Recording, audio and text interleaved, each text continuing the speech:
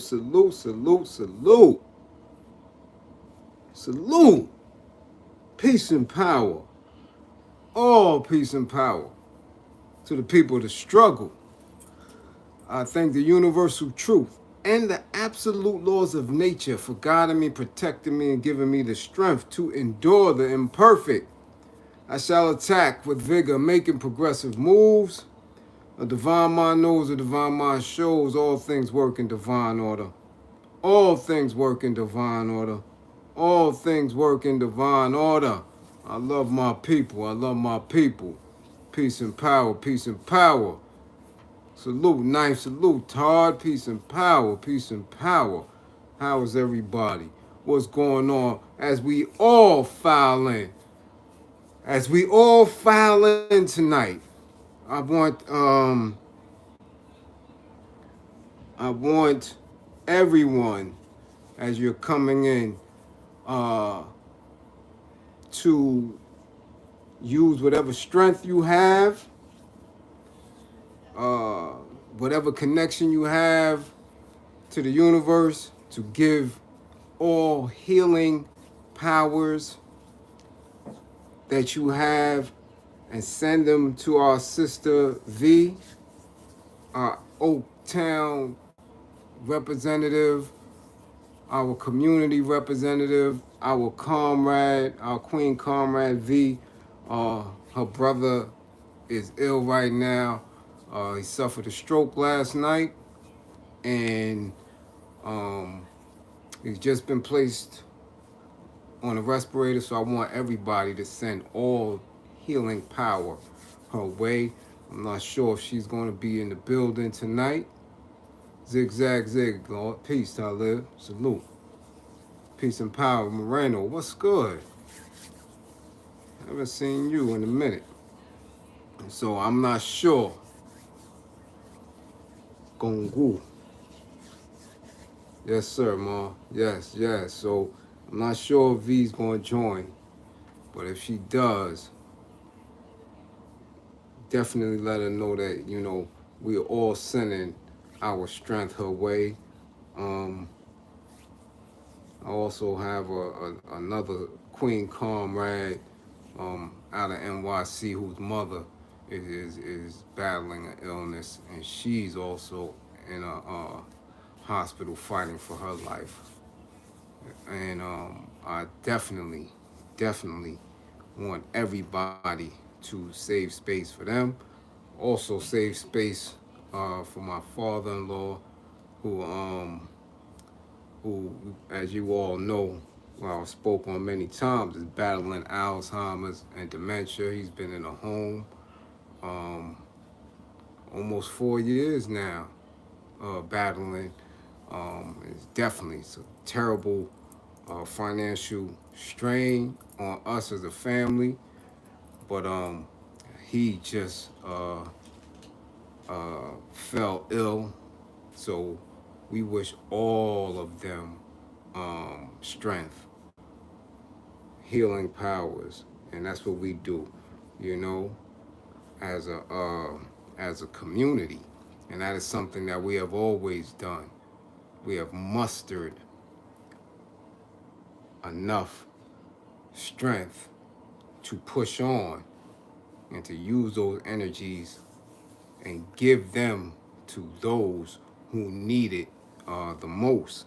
You know, some of us are balanced mentally, physically, financially. We're just coasting. There's many of us, you know, that just have that power to push through, to push on. Others struggle with it, and others have, connections uh, to not only immediate family and loved ones, but to associates that they really are drawn to. They need that extra strength, right? They need that little extra. So, if you have it to give, if you find yourself in a balanced space and time right now, however you do your affirmations during the day, however you praise. However, you are connected to the universal truth, and you're able, to just reach out and draw from that energy, from that power. Share that. Share that to people, um, or share that with people, who are having a tough time right now. Again, I always say life is a struggle. From its very inception, life is a struggle. And either you're going to fold or you're going to welcome it. And I choose to welcome it. Diz, peace and power. You understand? I welcome the struggle. And I encourage all of us to welcome the struggle, because we're attacked on all fronts at any given space and time. We already know what we are up against, right? We already know what we're up against. And we don't have time to fold. We just don't. We don't. We don't have time to fold. Right? Failure is not an option in this realm with what we're dealing with now. And as I'm educating and as I am being educated, as I'm sharing with you and you share with me, and I elevate not only in articulating and giving an understanding to who I am and who we are and the solutions, I'm also gaining a broad awareness, and I see our power every day. Daily, I see our strength. I see us moving, but I'm going to need you all. I'm going to need you all, because it's going to get real critical in New York. It's going to really, really get out of hand. Right now, you're witnessing just symptoms of what has been going on. Cool, what's up? But it's going to get ugly, and as I work through it, and as I work to provide people with solutions and strategies to make it through and to excel, I'm going to need all of you, not only to study it, but I'm going to need you to take those strategies and employ them in the communities where you're at. And that is how we build. We may not have the space and time to get together physically, but we can watch and observe. And whatever we can take from each other and utilize, that is what we have to do. That is what we must do. That is the love piece, right? How we love on each other, right? How we give each other strength, how we build force fields and security around each other and continuously battle on. So I'm definitely going to need that. I'm going to need you to be as resilient and as militant as you can be, because,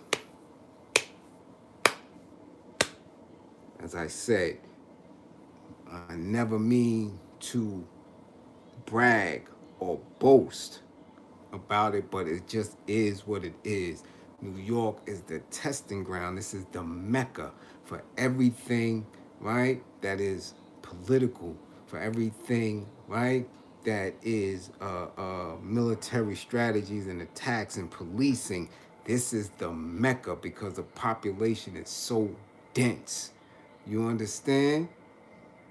This is so thick. Everyone is on top of each other, so they employ different strategies. They employ all their think tanks, right? And they just throw these things out, boom, boom, and see how people respond to it. So it's going to get very busy, right, in the next few months. All right, so I'm gonna definitely need you all. How have you been, Karim? How is your spirit feeling? Um, there is really, really no need to ever ask me that. I remain militant. I appreciate the question, but listen, if you see me in a state other than militancy, then you should be concerned. Then you should be concerned. If you see me waver in any way where you think, that's when you snap the comrade back into position. That's when you snap the comrade back. But I don't fold. I don't fold. As I said, I have a born day coming up in a couple of weeks, and I'm too old. I've been here too long to fold. I just don't. And the reason is because I don't care how small the numbers are, I have comrades who I believe in and they believe in me. As long as you give me that and I'm able to give that to you, I'm good. I'm good. Trust and believe that. I'm always good. Even in silence, I'm good. You dig? Even in silence. Just know I'm always plotting. Always. Always. I'm always looking for a way to take somebody up out of here. So that's how I'm feeling these days. Trust and believe that. You know? That's just what it is for me. You dig? That's all that it is for me. Hey Natasha, hey. You dig? Brown girl, you got me? I know you do. I know you do. T, what's up, T? I see you, T. What's up? You didn't hit me and let me know how that went. You got a spanking coming. What page we on? Well, we actually,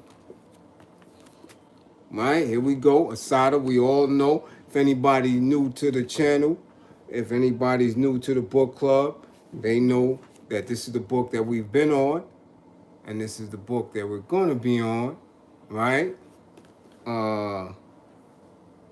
Until we digest it.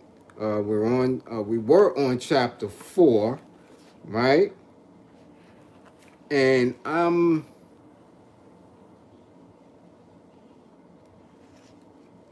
believe that we are finished chapter 4, right? Because I know we've been going through it together, side, page by page. John, what up? Salute. Much appreciated, right? However, I think we'll be on page 80 tonight. We're going to begin chapter 5. All right? That's what we're going to do.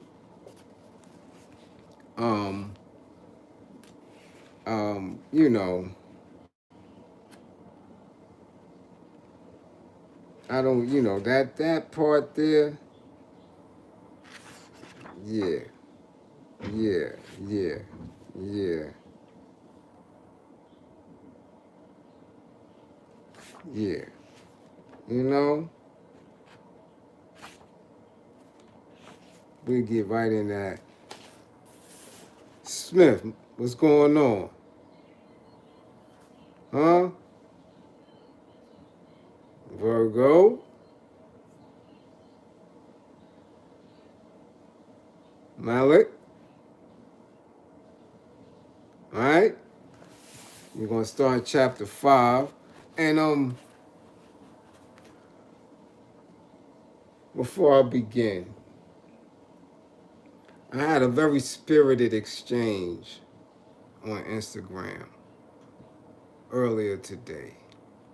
Um, and as woke as we are, conscious, we always are pushing to have our awareness of self broaden and our awareness of our enemies.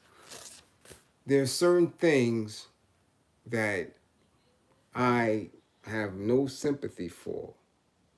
Head, what's up, Head? Um,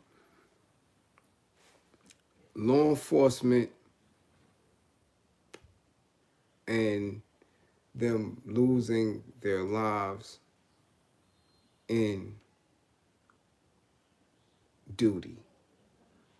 These individuals know what they sign up for. They know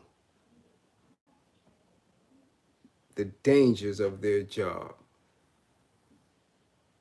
They know all too well. And if they don't know, by the time they finish the academy and get up out of their rookie years, they are well aware at that point. So when they lose their lives in the line of duty, it is what it is. Just as people believe when our young women and men lose their lives to street violence, whether they're in gangs or street organizations or not. A lot of individuals shrug their shoulders at our people when they lose their lives. To them, it's that. So, for us to hold that same level of compassion for them, it is what it is. If it's okay for them to do it to us, it is definitely okay for us to do it to them. We should hold no large, right, space of sympathy in our hearts for them. Brandon Washington, salute, salute. Name of the book being read is Assata.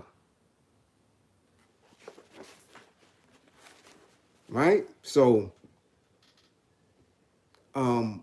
our people have a very warped sense of being when it comes to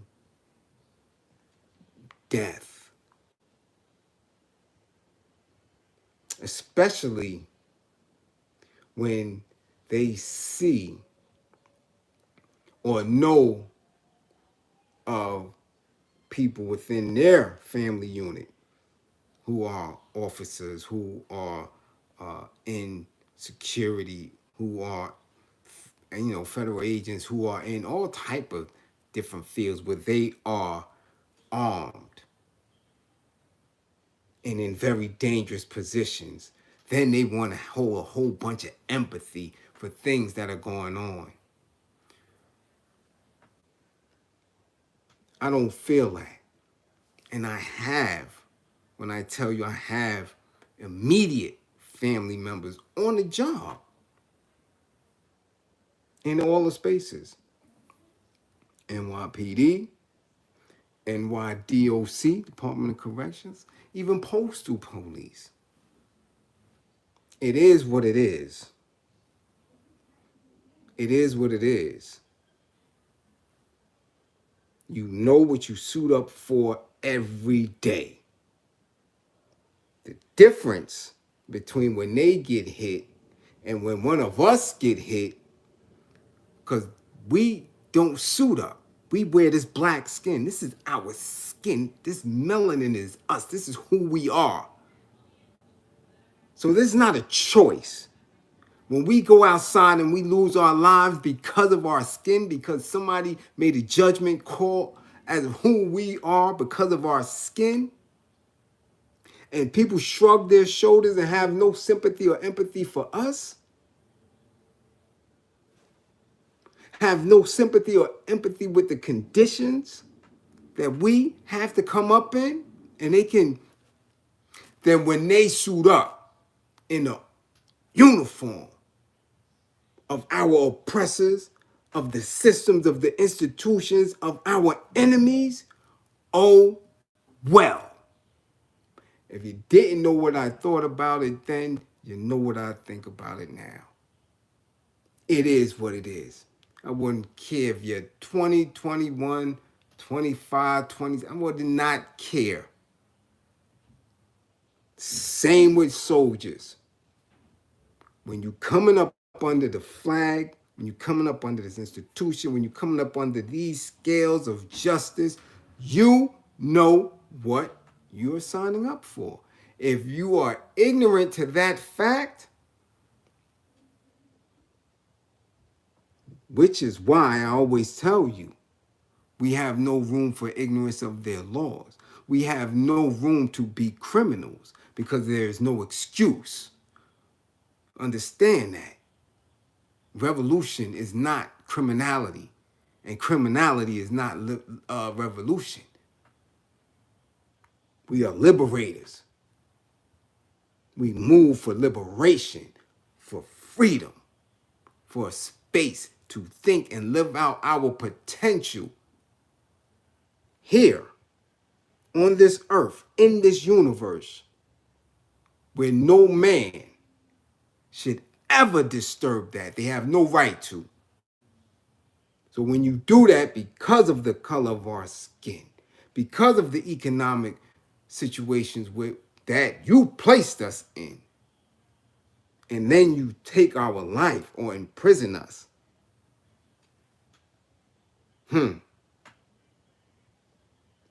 that's a very big difference.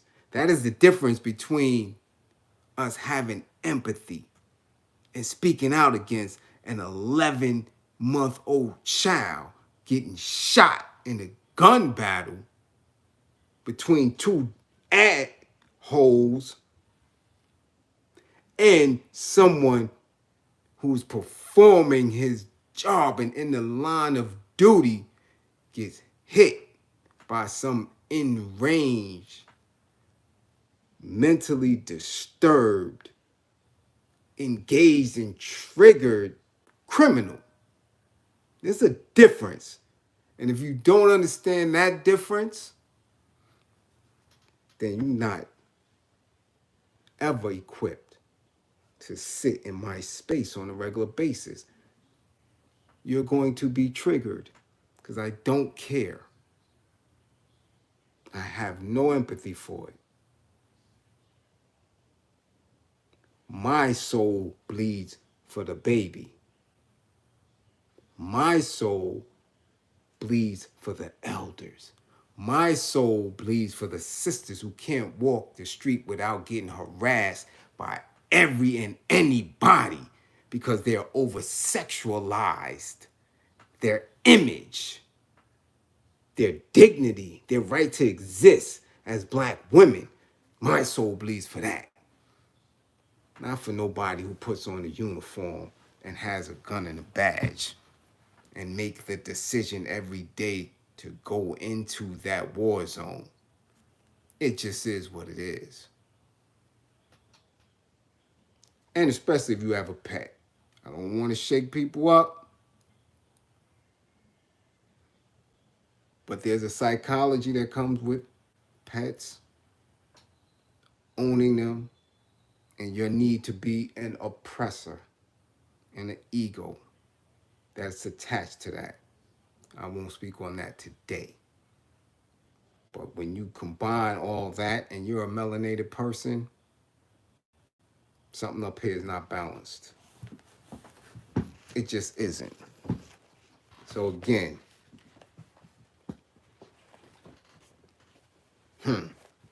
know who you're dealing with when you're coming into my space. All right? So again, as everyone is entering, and I have to let it be known as I always do. Um, if you need anger management, or you feel you have a loved one, a close relative who needs anger management, or is in a domestic violence situation, right? And you don't know if they are in a space where they would allow me to speak to them and to counsel them and to coach them, and they cannot pay for those services, right? You can pay for the services yourself, and what I teach you, then you can, right, pass that on to them. Dizzy Wade, how much is my book? My book, I believe, is $10.99. I don't know with the shipping and all that, but it's on Amazon Kindle. All right, because we're going through it. I'm telling you, there's a lot of individuals, right, who are going through it. Bills, Bills the God TV, first time tuning in. Salute, salute. Thank you for tuning in. This is Saturday Night Book Club. So if you don't have your book, I ask you to, order the book or download it. Even if you read it, 3 or 4 times, this is what we're doing. We're getting everybody up to speed, and we are going in chronological order based on how I was taught and how I taught others who were around me. All right? So this is the book. And again, we use this book because this is the foundation. She is the foundation. She is the queen comrade. She's the foundation of everything that has to do with liberation. She was raised. She grew. She elevated her awareness. She worked for the people. She put in that necessary work. All right. She was injured. She was captured. She was convicted in a sham of a trial. She was liberated and still remains free. All right. So this is the best example. And this is the lead example to get everyone in that type of frame of mind to remain militant. All right. And as others come, and please make connections. I always encourage you all, find your tribe. Find your tribe. And if this is your tribe, do not only wait for book club. Do not only wait for me to appear on social media. Many of you may be in the same towns and cities and didn't even know each other. And now you're recognizing each other. This is your tribe. Work together where you are at. All right? So we make connections, exchange emails, because we may not always be able to utilize these platforms the way we're doing now. But once we're solid, once it's up here, we off and running. We meet each other at the finish line. You understand? What's the Cash App? The Cash App will be posted. Any one of the moderators could put it in there. It is Bliz 155. $Bliz 155. All right. Okay, Mr. Boys. Definitely. All right. So let us begin with tonight. Thank you, Brown Girl. Thank you. Thank you, Ninth. All right. Let us begin chapter 5. All right, Shezamad, pack your things. You're being moved. Hey, Tier TV. Angel, salute. All right. Moved where? You'll find out when you get there. Then I'd like to call my lawyer. You can call your lawyer when you get where you're going. I kept trying to find out where they were taking me. The continuation of the Jersey trial after the change of venue to Morristown was still a month away. Maybe they were just moving me ahead of time. Maybe they were taking me back to the workhouse. I wasn't too worried, though. Anywhere was better than that basement in the Middlesex County Jail. The sheriff came down with a piece of paper in his hand. Where am I going? I asked him. I have a federal order to produce you, he said, waving the paper around. You're being turned over to the custody of the federal government. What for? I don't know. You'll have to ask the feds. My abrupt transfer from one jail to another without either notice to my lawyers or explanation to me was a scenario that would be repeated over and over again during the next few years. I need y'all to understand what is going on and how much strength she had to have. Remember, she is not even 60 days removed from having gunshot wounds, not still been able to move her arms. You understand? Incarcerated, captured, malnutrition. This is a woman. And you're completely vulnerable. People, you have to understand what it takes mentally to be in that space if you've never been there before, if that has not been your conditioning. It is very, very different when you have someone like me, and I still to this day don't understand how or why I wasn't fearful going through the system. I just don't. I don't know, you know? And excuse me for a minute.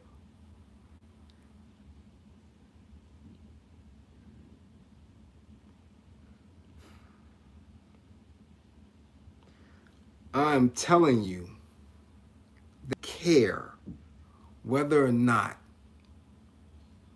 you facing certain death in the criminal justice system, and for you to have so much self-hate that you just walk in there strutting like as if everything is okay, like you just know you're going to welcome whatever danger, whatever hazard.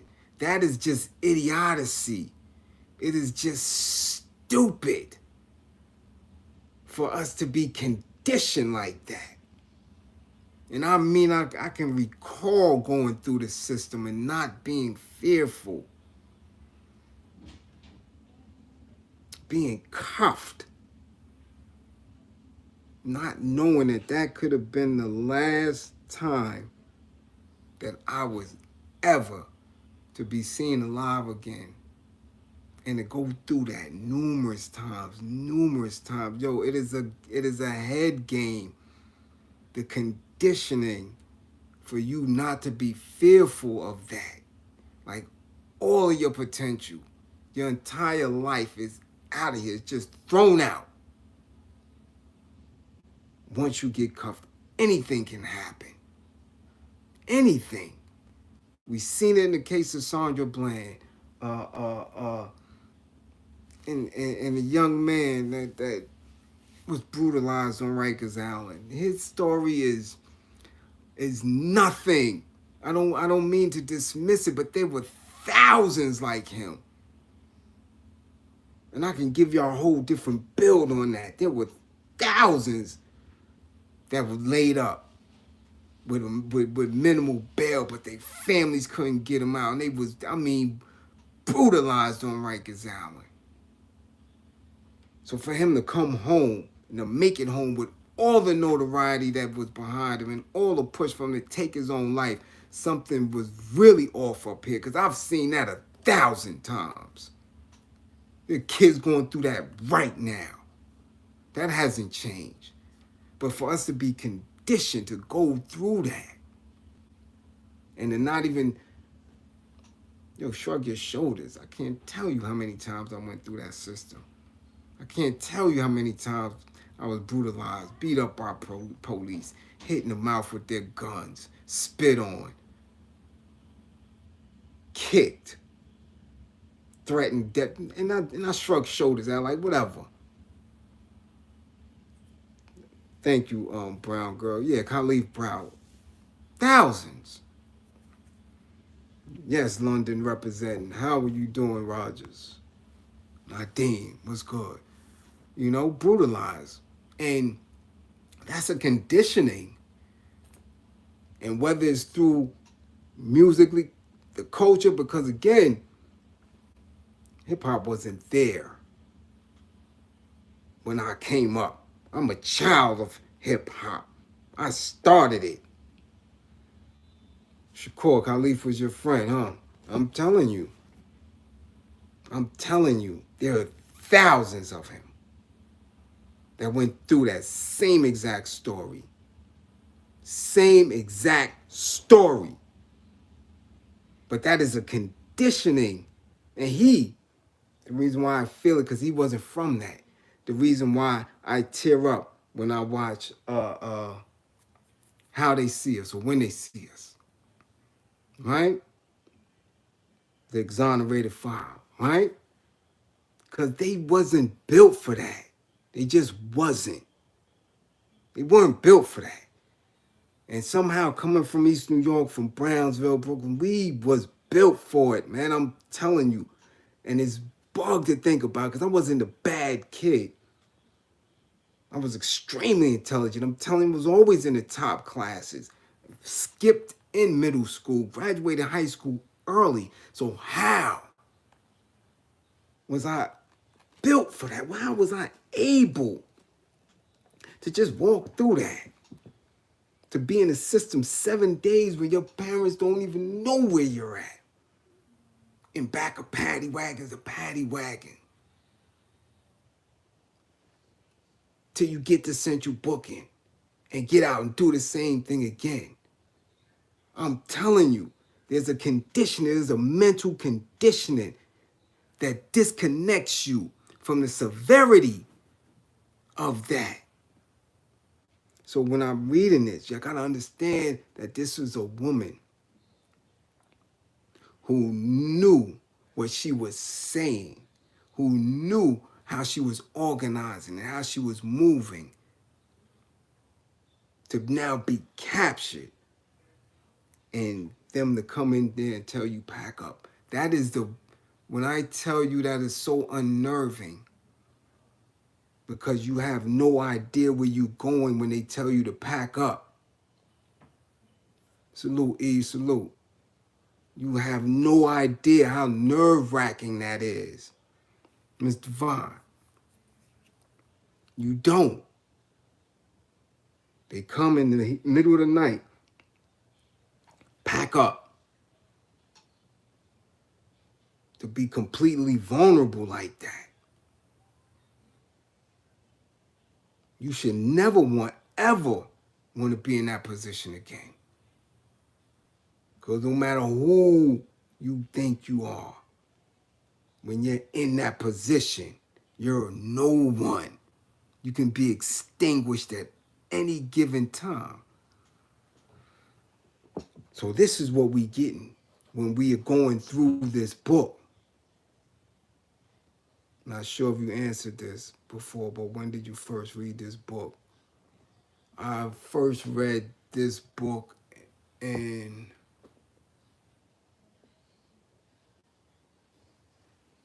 1988, I believe. 1988. First time I read this book was 1988. Was the impact immediate on the first read? Immediately, because um, this wasn't the cover, but it was similar, and I connected to my mother because my mother looked like this. If you go to my page, you'll see my mother looked like that, and my mother always told me about her.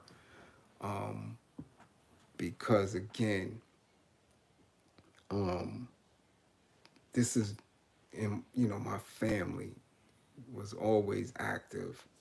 That's all I knew. So it was very impactful for me, very impactful for me. But again, I wouldn't, you know, there's a lack of in-depth understanding when you're reading this that young. You understand? So it's deep.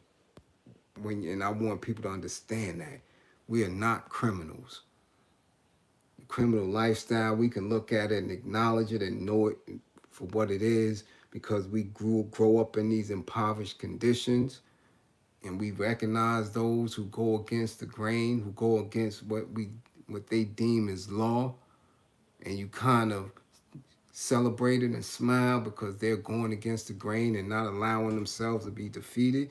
But as far as a way to move out, no, it's not, because you're still playing that game to that degree. That is moving in a unpurposeful manner. Not happening. Not happening. You dig? That disruption is intentional violence. Anytime you purposely disrupt someone's homeostasis with a drastic change is violent. Yeah, definitely. Think about the kid in foster care. Yeah, definitely. Definitely. You dig? Yeah, definitely, E. All right. Where am I going? Let's continue. Where am I going? Right? And then tell her you have to ask the feds, right? And they did it over and over. She said this is a scenario that will be repeated over and over again during the next few years.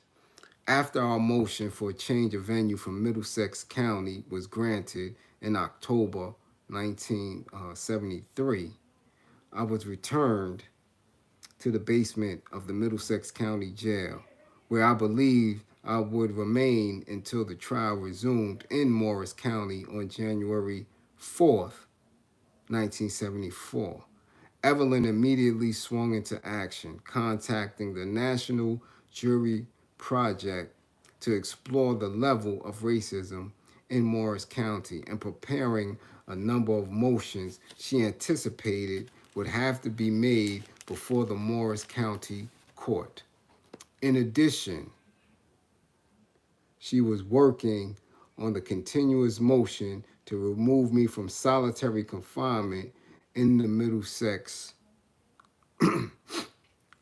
County Jail that was then before the New Jersey Federal District Court. The underlying argument of the motion that this kind of confinement destroys my ability to adequately participate in preparation for my trial had to be supported by psychological data and the opinions of experts. Evelyn was trying to find psychologists and sociologists willing to provide their professional assessments in support of the motion. She was also trying to locate a forensic pathologist, a ballistics expert, a forensic chemist, and other specialists we needed for the trial, and trying to raise money to pay them. So you gotta understand this process and understand back then. You dig?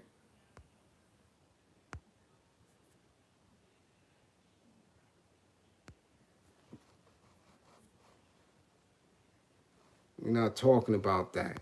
We're not talking about that. T, we're not talking about that. Always be mindful of questions like that.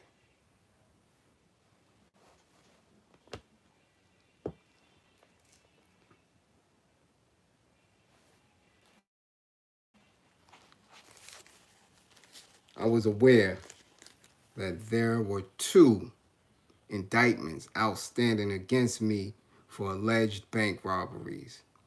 Evelyn had been told that trials for these charges would follow the trial in Jersey. One of the indictments was for a Bronx bank robbery that occurred in September 1972. I had been indicted for this crime along with Kamal, Avon White, and others in the federal court, Southern District of New York, located in Foley Square in Lower Manhattan. I knew that Evelyn had made a motion before the Southern District, right? Southern District Judge Gagliardi to have that trial postponed until after the termination of the Jersey trial. Having learned that the motion had been granted, I didn't connect the move to New York with the bank robbery trial. I was wrong. The trip was the usual high security, endless procession of cars. And as usual, I enjoyed the ride. Just the walk from the door of the jail to the car did me good. It had been so long since I had seen daylight or breathed fresh air. I looked at the trees and the grass and the sky as if I had never seen them before. It was a glorious, beautiful day. When the feds told me they were taking me to New York to go to trial, I didn't know what in the world was going on, but I was sure Evelyn would straighten things out. There was no way in hell I could go to trial in federal court, not unless they gave us time to prepare for it and canceled the Jersey trial. There was no way that Evelyn could deal with both trials at the same time. She was working so hard I couldn't keep track of all that she was doing. I knew we had arrived somewhere in Queens, but I didn't know where. There was no courthouse in the direction we had gone. The car came to a bridge where pigs were stationed, pointing rifles and shotguns. On the other side of the bridge were more police. Where are we? What is this place? You are now on Rikers Island.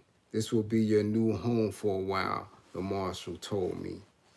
It'll never be my home. I looked around while they waited for clearance to pass through the gate.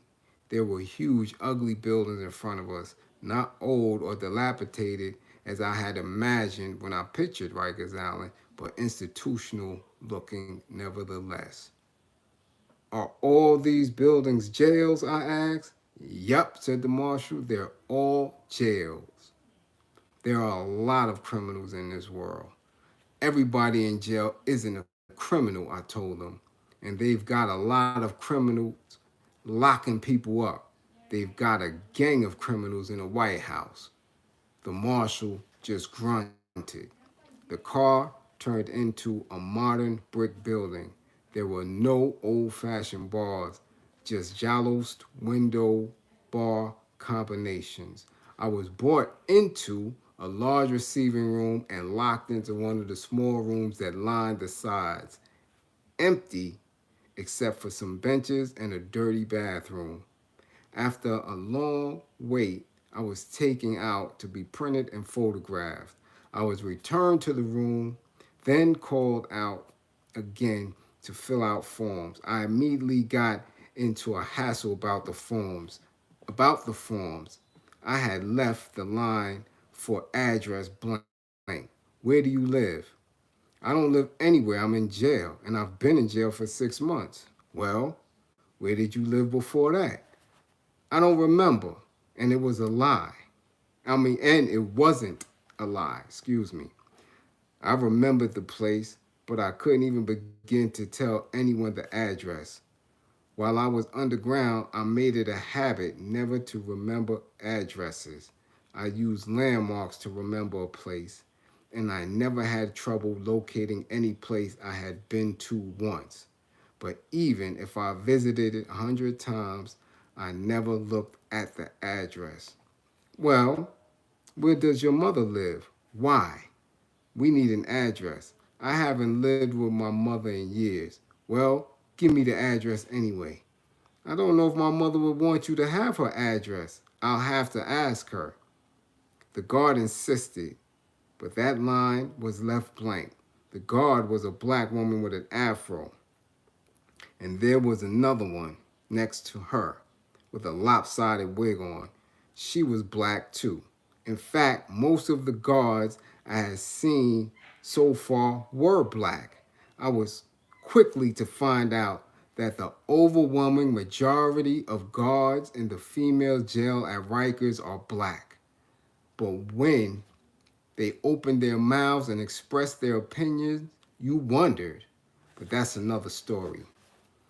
So, as you can see, as you can see, what up, Jasmine? As you can see, and as me and T speak of on a regular basis, right? Tell them, T. Tierra knows when we speak on the conditions of the mentality of those in uniform, it is almost impossible to find any one of them that are conscious, that are woke, because you cannot perform in that capacity if you have any type of awareness of self. You just can't do it. I've met some and they quit. They do not stay in there. They cannot remain in there. You just cannot do it unless you make a shift mentally and believe that the people, right, that fall victim to these institutions are not of your ilk, not of your build. They just not. You cannot do that. You cannot perform in that manner.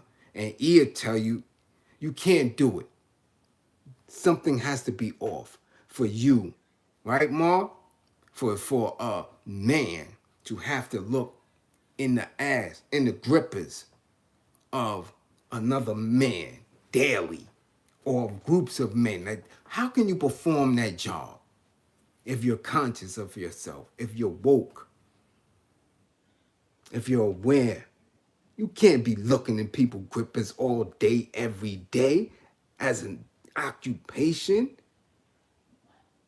You gotta be sick.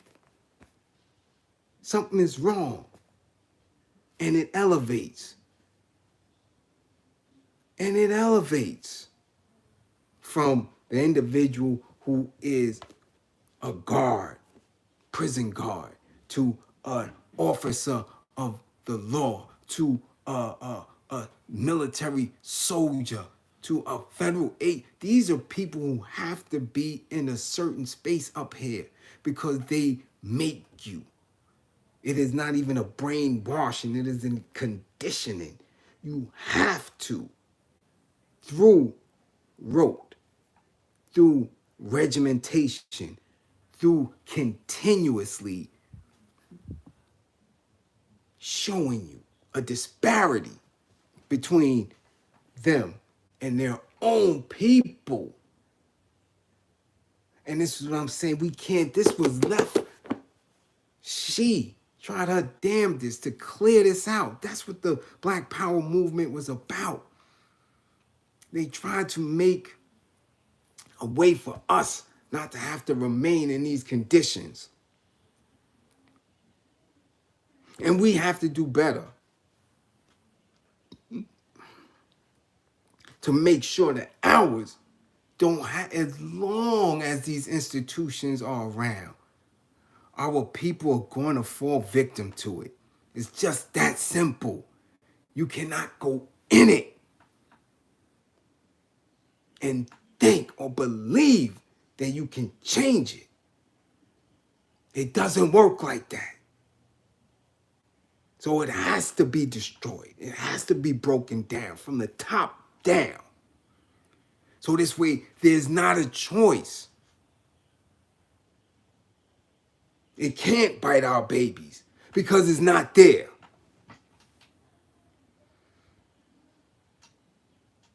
It ain't there. So the mentality has to be broken down. And we have to break that mentality down within ourselves to want to be like the oppressor. You cannot want to be like them or be in their position. You have to want to be better because you are better.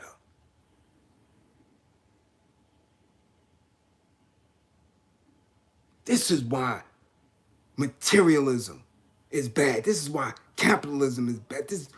You cannot engage in none of that to any degree.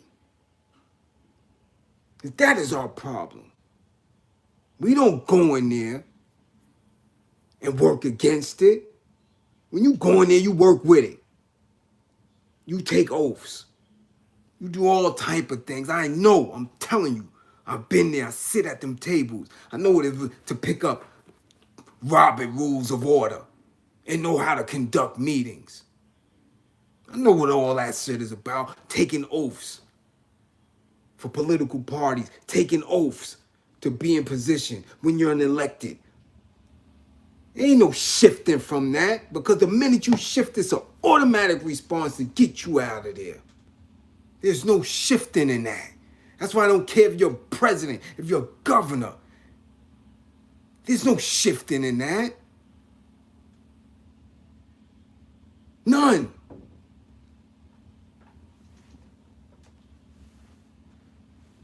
And anybody who's melanated is lying to you, or they're confused.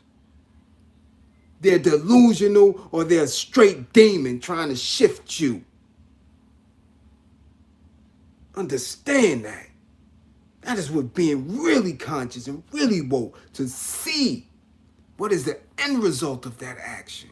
And if the end result of that action is only personal gain and misery for the many, then it is wrong. And for you to participate in that is the sellout, is the coon. That is what that's about. So this imprisonment, this jail, this Rikers Island that she was in, that many of us was in, that's what was left for us. So we fail if we leave it for hours. That is a failure on us if those structures are still in place, if those institutions are still in place. It is a failure. And then our generation will have to regroup and double down on the efforts and keep pushing. That is why we still here. We still continuing in her legacy. We still continuing in the legacy of George and Jonathan. We still living out Winnie Mandela's legacy. We still living out Patrice Lumumba, Thomas St. Cora, Edie, all of them. Maurice Bishop. We still doing that. That is our legacy. When you have that consciousness, they birth that. They set their vibrations through the universe to speak to you. That is why you connect with that. It's a shamble of our conditions for her to be on Rikers Island and for me to sit in them same spaces. When the revolution has failed, you have to regroup.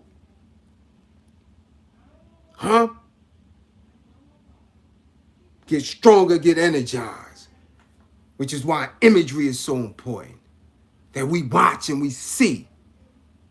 Analyze. That is the fuel.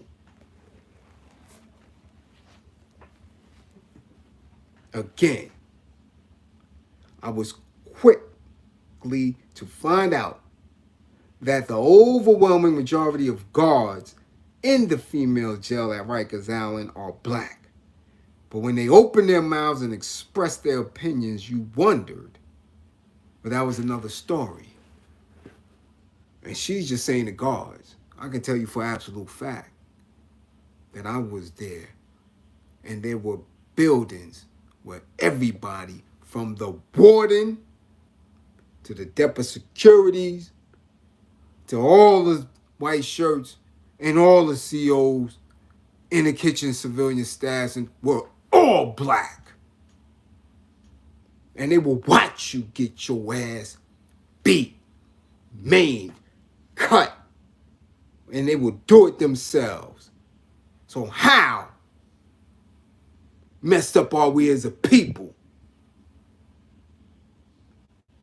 that we can shrug our shoulders at that, yet have empathy because a cop in the line of duty met his demise?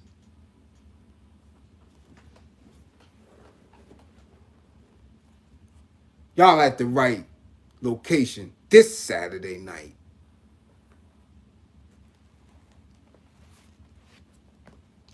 After I had been waiting for what seemed like hours, they brought in a whole bunch of women. It was wonderful.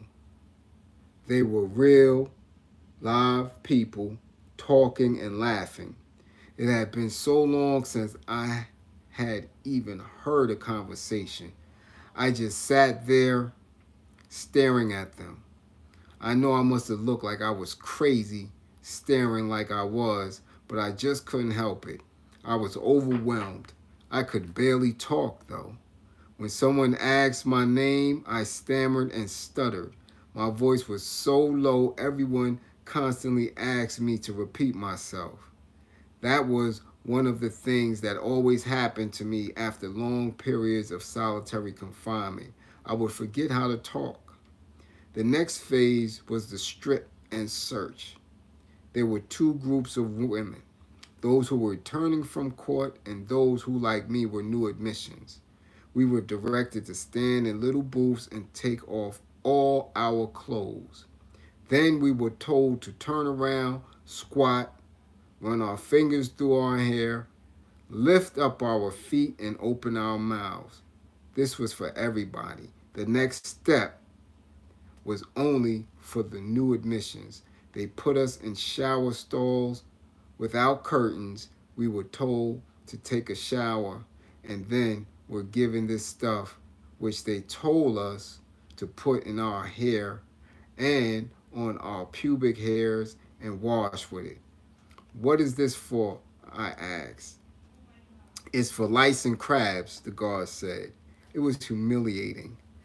The last stage was the search. Every woman who came into the building had to go through this process, even if she had been nowhere but to court. Joan Bird and Afeni Shakur had told me about it after they had been bailed out in the Panther 21 trial. When they told me, I was horrified. Okay, so if you don't know, this is the first time she mentioned Afeni Shakur, who is Tupac's mother, because people keep getting it confused. Assata is not Tupac's mother. Okay? So this is her telling you about Afeni. This is her mentioning Afeni. Okay? This is Pop. All right? And I'll repeat again. They put us in shower stalls without curtains. We were told to take a shower. And then we're giving this stuff again that they told us to put in our hair and on our pubic hairs and wash with it. Joan Bird and Afeni Shakur had told me about it after they had been bailed out in the Panther 21 trial. When they told me, I was horrified. You mean they really put their hands inside you to search you? I had asked. Uh-huh, they had answered. Every woman who has ever been on the rock or in the old house of detention can tell you about it. The women call it getting fingered, or more vulgarly, getting finger fucked. What happens if you refuse? I had asked Afeni. They lock you in a hole and they don't let you out until you consent to be searched internally. I thought about refusing, but I sure as hell didn't want to be in a hole. I had had enough of solitary. The internal search was as humiliating and disgusting as it sounded. You sit on the edge of this table, and the nurse holds your legs open and sticks a finger in your vagina and moves it around. She has a plastic glove on. Some of them try to put one finger in your vagina and another one up your rectum at the same time. Anyway, I had an instant mile-long attitude. I wanted to punch that nurse clear to oblivion. Afterward, the guards had the nerve to tell me that a mistake had been made and the doctor would have to make a complete examination. I was just too disgusted. He was a filthy looking man who looked more like a Bowery bum than a doctor.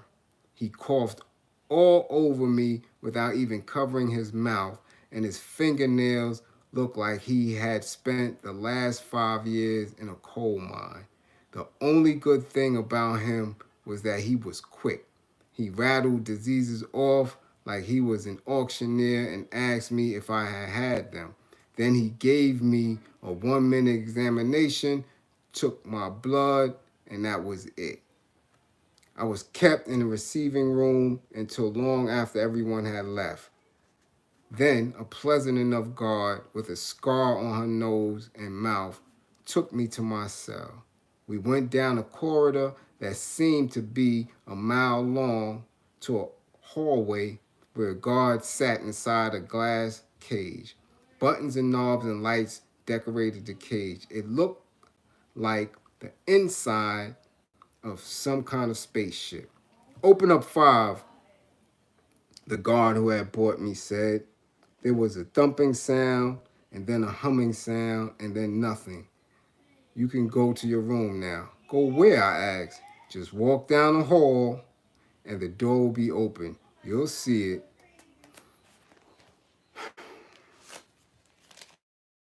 I tell you, I'll tell you, when reading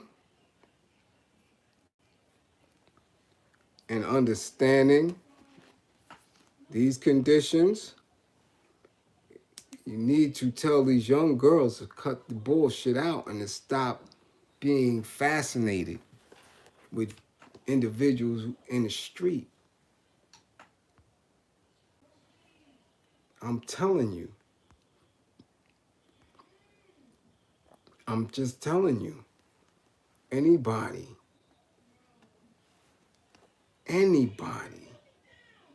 who believes that's just okay to go through, or anybody who goes through it and doesn't tell you what that feeling is like, is disingenuous and really don't care about you. They don't.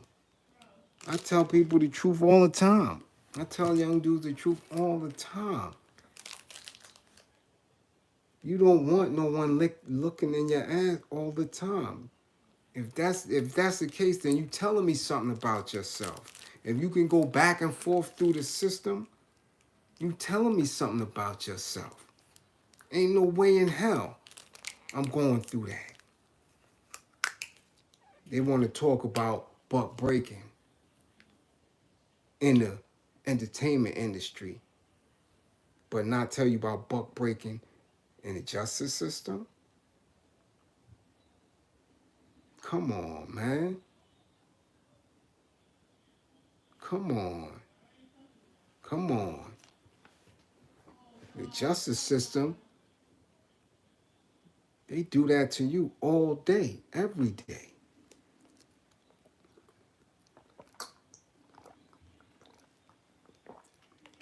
All day, every day. All day, every day. The fascination with it is because they tell them that they're getting riches. So you good. Or they make it seem like it is a rites of passage for our men to be criminals, to go through that system. Yeah, I did it. I went. They don't tell them exactly what they went through, or that they was terrified Or they so stupid up here that they don't recognize that. That's all street life does, is give you enough courage to be stupid. That's what it is. Street life and bravery in it gives you enough courage to be stupid, to be ignorant, to waste your life, to waste your potential. That's all it is. That's all it is. And I've been around those who people think is the toughest. And they cry in themselves. They ready to hang up and kill themselves. That's how weak they are in that. Because at that point, that is when they start to begin to understand that all that they was doing was for nothing. And they still didn't amount to be anybody. Until you come out and change that with the work. With the making sure that you preventing those ideas from getting into people. Not reform. Not making them fold and break to the system and to lose all type of resistance. No. To change that mindset. To let them see the value in themselves. Yeah, cry every night. Cry every night, Nick. Every night. I've seen them. And they got the big names. And they got the platforms. And they was getting to the money. And they bitch ass was crying. Some of them felt so weak and they let them boys give them head. I mean, they felt weak in them conditions. And they don't come out and say that. I've seen dudes leave their wives for a chump, for some lizard in there. And they come out here front and don't tell these babies what they did or what they still doing. And got them believing in this fake gangster lifestyle. Like they somebody. Come on, man. That shit, there's no place to be. No place to be. I'm telling you. Let them fake it. I just don't call them out. Some of them is grandfathers now. I will crush the whole family. When they found out this person, they thought it was so honorable, such a gangster, that they had somebody's penis in their mouth, or they had their penis in somebody's mouth, or that they was up there snitching and cooking meals for police. And then come home and get on social media and act like they gangster and they tough. Come on, man. Let's start that. Straight up. It is nothing worse than being caught up in that criminal mentality. I'm telling you, it is a waste of life. That is nothing revolutionary with it. Nothing revolutionary with it. Yeah, cooking for the COs. COs bringing in deer meat and all. I got dudes chefing for police. Some of them I seen, come on, man, let me blow it up. Shining police boots, buddy with these dirt farmers up there. Come on, man, listen. Come on, man. That's a whole nother bill. It's a whole nother thing.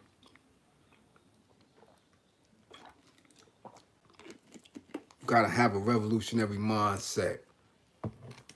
Gotta have a revolutionary mindset. Gotta be. Straight liberation. No chaser, no cutter, no bags. You compromise your integrity for a bag, you'll compromise anything else. You'll give up your woman, you'll give up your children, you'll give up your mama. That's what you're watching when you're looking at this hip-hop industry and you see dudes supposed to be billionaires excited over a sneaker. Yo, he gave me the sneakers, and it's blasting all on social media while we fighting pandemics and our kids losing their mind because they can't process what's going on, and they so caught up in this fantasy that they killing themselves or in the streets bugging out. That's the condition. That's what we dealing with. Dumbness. Where you clapping because some R&B broad is shaking her ass on TV or on the damn internet. Oh, yeah, shaking it. She done got ass injections all taken out of her box. And her shit stinking. But you clapping because she could shake it. And when somebody said, yo, isn't that the same when they said stink? Oh, y'all hating. Y'all just hating on her. And this is the mentality we at now.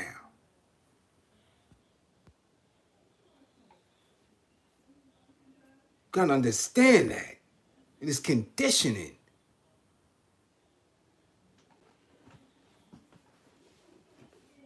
That's the thinking you gotta get up out of here. No compromising that. There's nothing that they can give you. They can't even give you freedom. They can't even give you liberation. You have to take it. That is a process. Nobody give you that. You have to take it.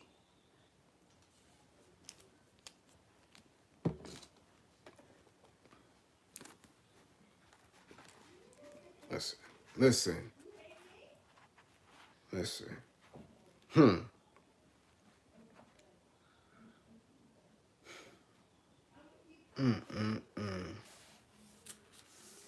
think we're going to close there. Right here. Right here. Yeah, just walk down the hall. And the door will be open and you'll see it. We'll conclude there for book club. All right?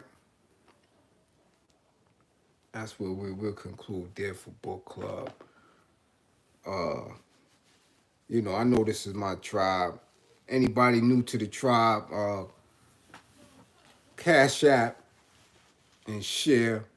Screen record and share. Do what you want to do. But, again, if you don't contribute, with the resources, like I said, we're going to need them. We're going to need them. You think $1 is nothing, but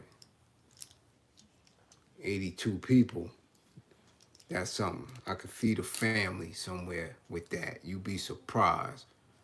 You'd be surprised. I'm telling you. Chicken is almost $6 a pound. Some people ain't getting it. Some people ain't getting it. I'll be right there in the stores getting it to them. There's people struggling. Trust and believe. It's because we could do certain things. I mean, everybody can. And you should see their faces light up when they get it. And they don't understand. They don't know me. They don't know what I'm doing. They don't. They just smile. And here you go. Can I pay for that for you, man? Why? That's coming from the people, man. That's it. That's coming from the people. I represent people. And that's what they doing. They paying for this is what they paying for today. That's it. Ain't no questions, no nothing. Here you go. And I keep it moving. That's it. They don't need to know where. They don't need to know why. They just need to feel that. They need to feel that. That's it. It ain't about grandstanding. It ain't about putting it on blast. Feed the people. Let's feed each other. One thing before I go. In those conditions, when anybody new came in, I don't care if they was Blood, Crip, Latin King, Netta, if they was the Lions. If you don't know what Lions is a Jamaican yard man gang. I don't care what it was. When you came into the housing unit and I ran it, listen, I'm going to tell you one time. Don't go to the police for nothing. Anything you want, ask me. Anything you need, you come to us. You got to get people out of that mindset of not trusting each other, especially in dire conditions. And I did it all the time. And it never failed. Somebody would go and ask the police for something. Police would bark on them. A whole bunch of things that go on. Now, they into it with the police. The police don't like them. You understand what I'm saying? And they cause a ruckus. I'm telling you, anything that we need, we got to take care of our own. And that's the process. I never went to them for nothing. And I don't care how many times I moved, where I went. I asked them for nothing. There was a no conversation policy. And what that does, turns them into wanting to know who you're about. But when your people's around you, they know that you are of a particular caliber and a particular strength. So they don't bother you. So when you do end up running a housing unit, and it's order, and it's quiet, and you got Bloods living with kings, living with Netas, living with guards and Muslims, cohesively, and everybody else in different housing units is warring, and yours is right and exact. They got to question that, like, what's going on in there? Somebody with a revolutionary mindset is in there. And that's just a fact. Check my prison record. Anywhere I was at, that's how it was ran. From the island to up north, anywhere, people came to me. I don't care who's in there doing what. I don't care who's chopping who. I don't care who got drugs. I don't care who running. My presence was always felt because I dealt with equity and spoke to everyone, because no one can tell me nothing about them because I knew the history of their people. I know the history of their people. So when you tell me you're Puerto Rican and you're a Latin king and you fighting for, because your people is oppressed in jail, I asked them, do you know who Lolita LeBron is? She fought for the independence of Puerto Rico. Nah, who's that? You don't even know about your own people. See, I study the revolutionaries, the liberators. So you got to check yourself when you're in my presence. When the Dominicans is acting up. Hold on. Didn't Trujillo teach y'all to hate each other and hate yourselves? Wasn't the U.S. government responsible for placing him there and then taking him out? And he oppressed your people and had your people believing that the Haitians was against them? When you know about a person's history or something that they claim is their heritage, they got to bow down to you. They could never tell you nothing about nobody else. You got to know this. That's what we building on.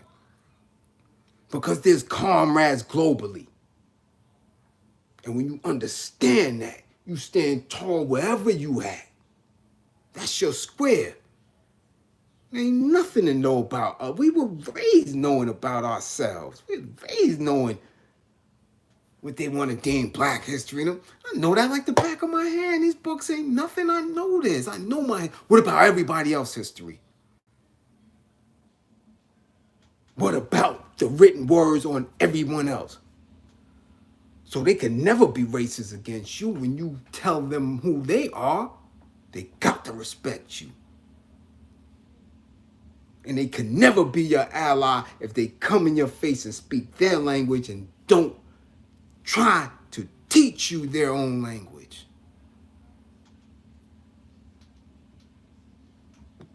That is why we have no friends in none of these institutions.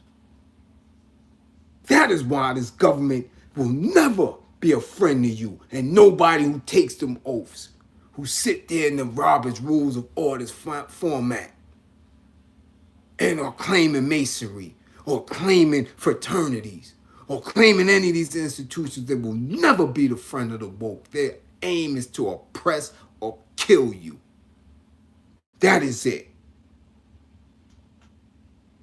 That is in the foundation. That is in their written word. That is in their bylaws, to oppress anything melanated, especially those who are revolutionary and refuse to fold. That's why they can't stand with me. Can't nobody stand with me. On a platform, nowhere. Nowhere. All right? So again, I love my people. Salute. Peace and power. Thank you all for the cash apps. We will take care of each other. And remain militant. Remain militant. Remain militant.